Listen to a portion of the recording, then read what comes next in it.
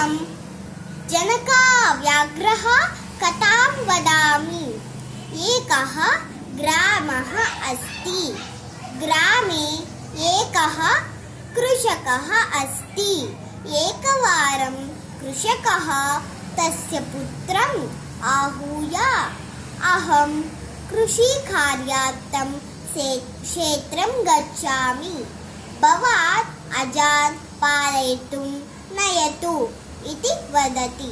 किमपि सहायम् आवश्यकं चेत् माम् आह्वयतु इति वदति।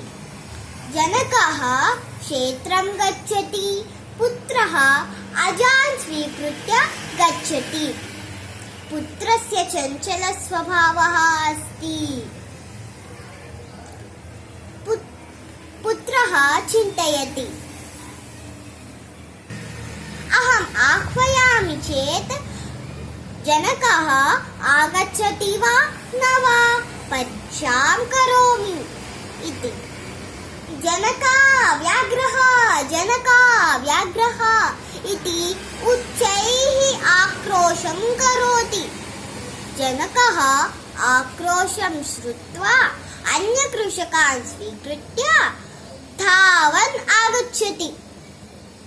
पुत्रः तद्दृष्ट्वा हसति। हा हा हा, व्याघ्रः नास्ति, अहम् असत्यं वदामि इति।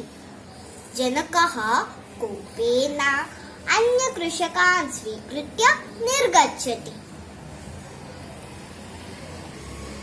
पुत्रः वारं वारम् आक्रोशं करोति। जनकः आक्रोशं श्रुत्वा आगच्छति गच्छति आगच्छति गच्छति। इदानीं तु सत्यमेव व्याघ्रः आगच्छति। पुत्रः बहु भयम् अनुभवति। पुत्रः जनकाव्याघ्रः जनकाव्याघ्रः इति उच्चैः आक्रोशं करोति।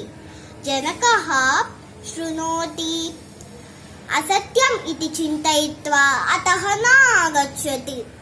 व्याघ्रः बहून् अजान् मारयित्वा खादति।